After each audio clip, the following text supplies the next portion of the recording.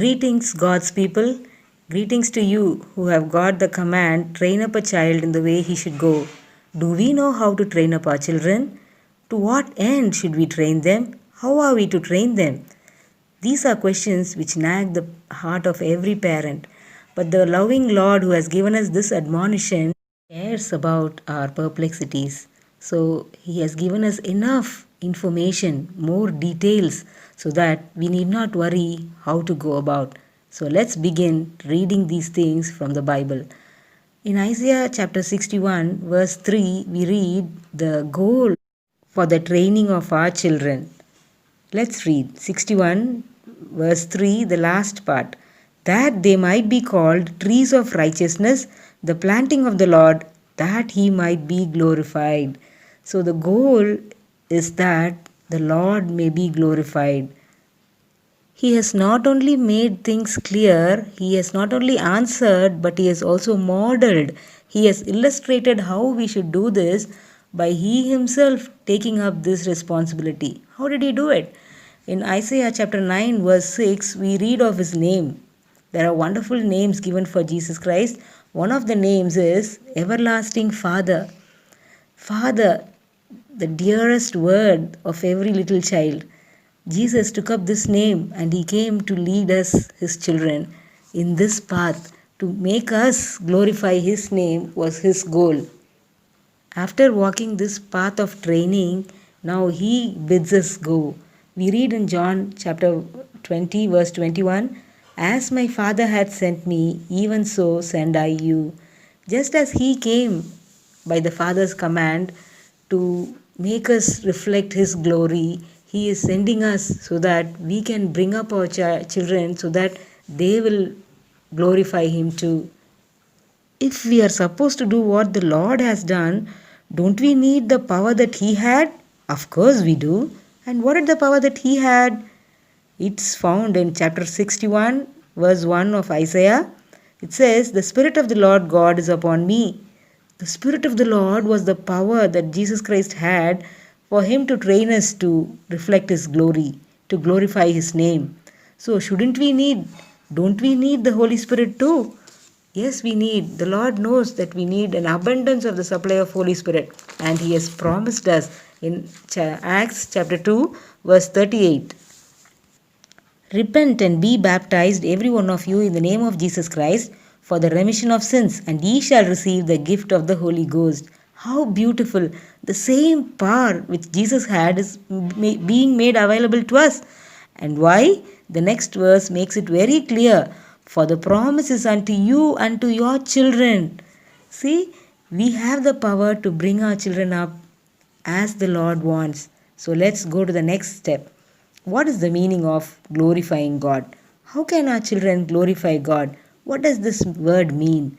But as soon as we hear this word, we are reminded of another verse that we read in the Bible in Revelation chapter 14, verse 7.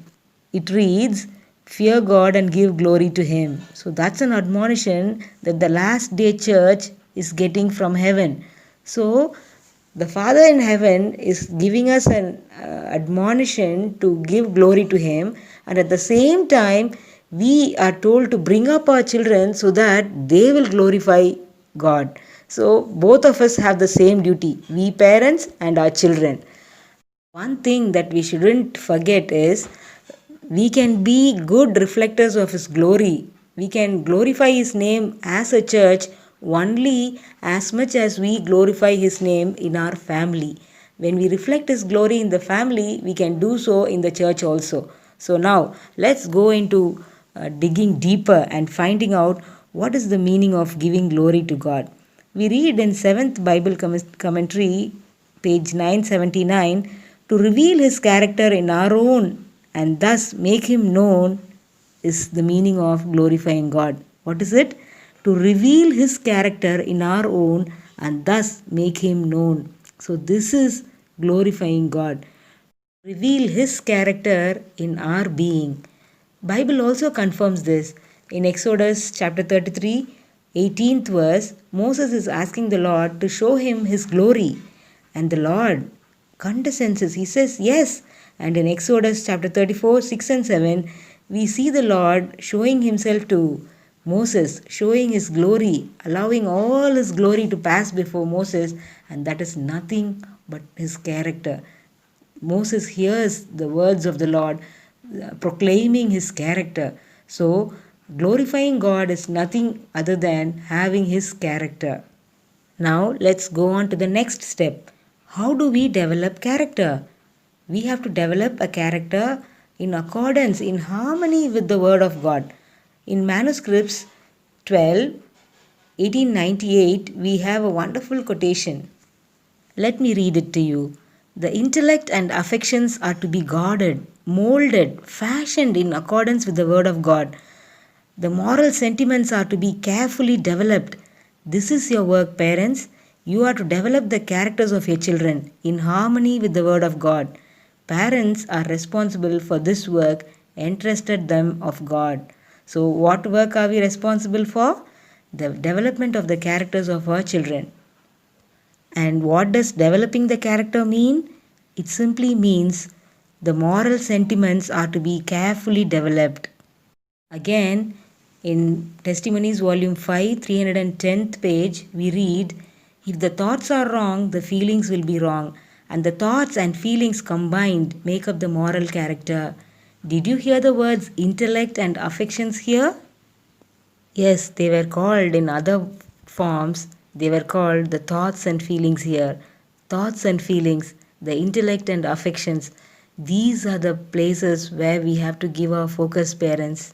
This is the nicest work ever given to human beings, and yet it's the most frightening responsibility because it will not only determine the success of our children in this life but also their eternal destiny. So, here we are, parents. Many times we give attention to the words and behaviors of our children, and we totally forget that our goal is to give attention to their thoughts, feelings, intellect, and affections.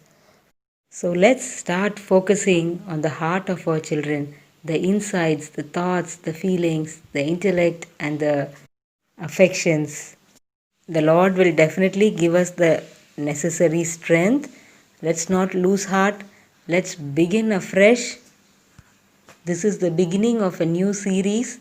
Let's practice as we learn. May the Lord help us. Amen.